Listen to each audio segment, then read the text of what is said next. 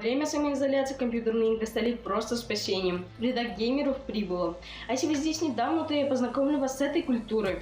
Первой игрой в нашем списке будет The Last of Us 2. События игры разворачиваются спустя аж целых 5 лет после событий оригинала.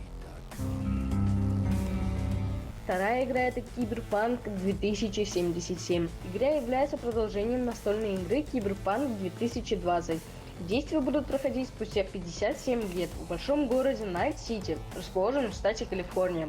Предварительная игра должна была выйти 16 апреля, но позднее была перенесена на 17 сентября 2020 года.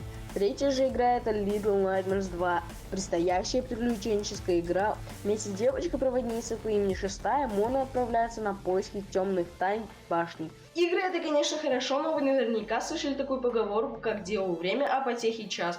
Но так как скоро каникул, дел станет намного меньше, соответственно, времени на игры увеличится.